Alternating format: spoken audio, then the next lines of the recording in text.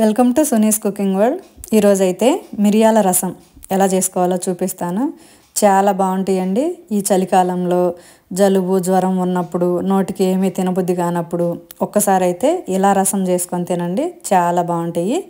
దీనికోసం ముందుగా ఒక నిమ్మకాయ సైజ్ అంతా చింతపండు తీసుకొని శుభ్రంగా 1-2 సార్లు కడిగేసుకుంటే ఇసుకంతా పోయిద్ది. కడిగేసుకున్న తర్వాత గిన్నెలో వేసేసుకొని గోరువెచ్చని నీళ్ళు పోసుకొని నానబెట్టుకోవాలి. ఈ చింతపండు నానబెట్టుకునేటప్పుడే ఒక మీడియం సైజు టమోటాని కూడా వేసేసుకొని గోరువెచ్చటి నీళ్ళల్లో ఒక అరగంట పాటు నానబెట్టుకోవాలి. ఇప్పుడు ఒక మిక్సీ జార్ తీసుకొని 1 స్పూన్ జీలకర్ర, 1 స్పూన్ మిరియాలు, 1.5 స్పూన్ ధనియాలు, ఒక 10 వెల్లుల్లి రెమ్మలు తొక్క తీయకుండా అలాగే వేసేసుకోవాలి. 3 ఎండుమిర్చి కూడా వేసేసుకొని వీటన్నింటినీ ఇలా కొంచెం బరగ్గా మిక్సీ పట్టుకోవాలి. లేదు రోట్లో అయినా దంచుకోవచ్చు. ఇలా దంచేసుకొని ప్లేట్లోకి తీసుకోవాలి. ఇప్పుడు ఈ చింతపండు టమోటా బాగా నానిపోయి ఉంటాయి.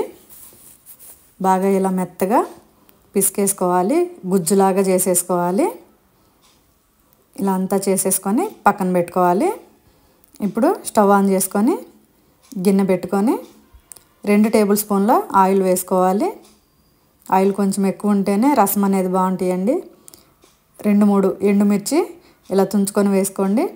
కొద్దిగా ఆవాలు, జీలకర్ర వేసేసుకోండి. ఆవాలు కొంచెం చిటపటలాడిన తర్వాత ఒక రెమ్మ కరివేపాకు కూడా వేసేసుకొని ముందుగా మనం మిక్సీ పట్టుకున్న ఈ ధనియాలు, జీలకర్ర, మిరియాల పొడి ఉంది కదా, దీన్ని అంతా వేసేసుకొని 1 నిమిషం పాటు ఆయిల్లో ఫ్రై చేసుకోవాలి.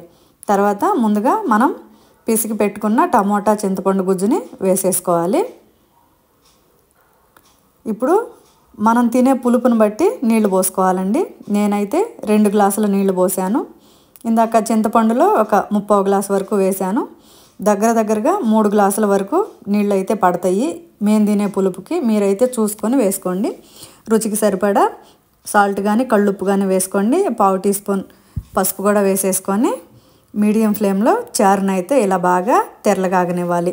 ఇలా బాగా కాగిన తర్వాత ఒకసారి అయితే సాల్ట్ అయితే చెక్ చేసుకోండి. ఇందాక వేసింది సరిపోయిందో లేదో, సరిపోకపోతే కొంచెం వేసేసుకోండి. లేత కరివేపాకు ఇలా చిన్న కొమ్మ అలాగే వేసేసేయండి తుంచకుండా, చాలా బాగుంటాయి రసం అనేది. ఒక గుప్పెడు కొత్తిమీర కూడా వేసేసుకొని స్టవ్ ఆఫ్ చేసుకోండి. మేము చిన్నపిల్లలప్పుడు నానమ్మ ఇలా రసం పెట్టేదండి. తాత అయితే గ్లాసులో పోసుకొని తాగేసేవాడు. అంత బాగుంటాయి. ఇందులో మీకు టమోటా వేయటం ఇష్టం లేకపోతే వదిలేసేయండి, అయినా బాగుంటాయి. చికెన్ వేపుడు చేసుకున్నప్పుడు కూడా ఈ రసం అనేవి చాలా బాగుంటాయి. ఈ వీడియో మీకు నచ్చింది అనుకుంటున్నాను. నచ్చితే లైక్ చేయండి, షేర్ చేయండి, మా ఛానల్ని సబ్స్క్రైబ్ చేయండి.